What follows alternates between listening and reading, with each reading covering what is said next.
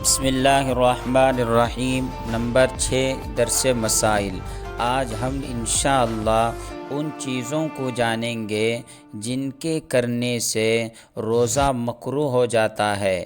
تو وہ جاننے سے پہلے یہ جان لینا ضروری ہے کہ مکروہ کس کو کہتے ہیں اور اس کے کتنے اقسام ہیں۔ حضرات فقہا نے مکروہ کی 2 قسمیں نقل کی ہیں، ایک مکروہ تحریمی اور دوسرا مکروہ تنزیہی۔ مکروہ تحریمی جو دلیل ظنی سے ثابت ہو، جس کے کرنے سے کافر تو نہیں لیکن گنہگار تو ضرور ہوتا ہے، اور مکروہ تنزیہی جس کے چھوڑنے پر ثواب ہے اور جس کے کرنے سے عذاب تو نہیں لیکن ایک قسم کی برائی ضرور ہے۔ اور اگر عام سا الفاظ میں اس کو تعریف کی جائے تو یوں ہوگا کہ ہر وہ کام جس کے کرنے سے اللہ اور اس کے رسول ناپسند کرتے ہوں۔ تو آئیے جانتے ہیں وہ کیا کیا کام ہیں جو روزے کی حالت میں جن کے کرنے سے روزہ مکروہ ہو جاتا ہے۔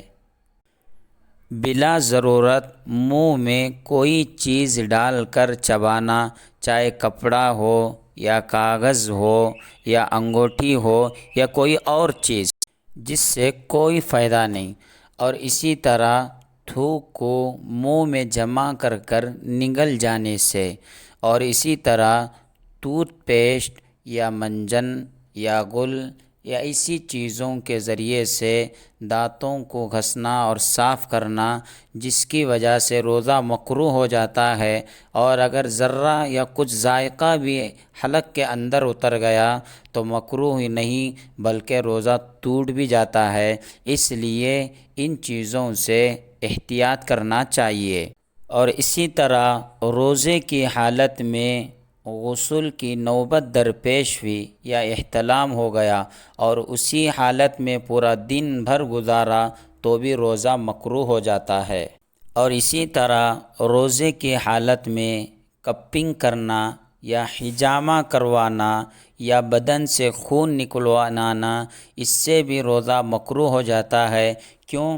اس لیے کہ خون وغیرہ کے نکالنے سے بدن میں کمزوری آ جاتی ہے اور بعض دفعہ بدن پر لالے پڑ جاتے ہیں جس کی وجہ سے نوبت روزہ توڑنے کے بھی آ جاتی ہے۔ اس لیے ان چیزوں سے بھی بچنا چاہیے۔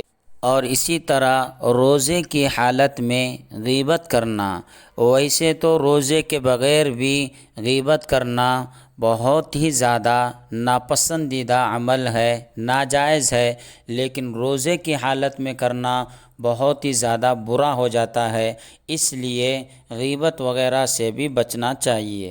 اور اسی طرح روزے کی حالت میں لڑنا، جھگڑنا یا گالم گلوچ کرنا، چاہے وہ انسان سے ہو یا وہ کسی یعنی جانور سے ہو یا بے جان چیز کے لیے ہو، گالم گلوچ سے بچنا چاہیے۔ اور اسی طرح ہر اس کام سے بچنا چاہیے جو روزے کی حالت میں جس کے کرنے سے بدن میں کمزوری آ جاتی ہے، جیسے مثلاً سخت گرمی کے موسم میں وزن چیز کا اٹھانا یا وزن کام کرنا جس کی وجہ سے بدن کے اندر کمزوری آ جاتی ہے، ان سے بھی بچنا چاہیے۔ اسی طرح سحری میں تاخیر کرنا، ویسے تو تاخیر کرنا مستحب ہے لیکن اتنی تاخیر کہ رات مشکوک ہو جائے تو پھر روزہ مکروہ ہو جاتا ہے۔ اور اسی طرح بیوی سے دل لگی کرنا، یہ اس شخص کے لیے ہے جو اپنے نفس پر قابو نہ پاتا ہو، تو ایسے شخص کو بچنا چاہیے۔ اور اسی طرح روزے کی حالت میں کسی بھی گناہ کے کام کرنا جس سے روزہ مکروہ ہو جاتا ہے۔ اسی طرح ناک میں پانی چڑھانے میں مبالغہ کرنا یا کلی کرتے ہوئے گرگرا کرنا، اس سے بھی روزہ مکروہ ہو جاتا ہے۔ اس کے علاوہ اور بھی چیزیں ہیں جو اپنے علاقے کے علماء سے معلوم کر کر ان چیزوں سے بچنا چاہیے، اس لیے کہ روزے کی حالت میں ہر اس کام سے بچنا چاہیے جس کے کرنے سے اللہ اور اس کے رسول ناپسند کرتے ہوں، تو اسی میں احتیاط اور اسی میں عافیت ہے۔ اللہ رب العزت سے دعا ہے اللہ تبارک و تعالی ہمیں صحیح اصول و آداب کے ساتھ روزے رکھنے کی توفیق عطا فرمائے۔ جزاک اللہ خیرا و احسن الجزاء۔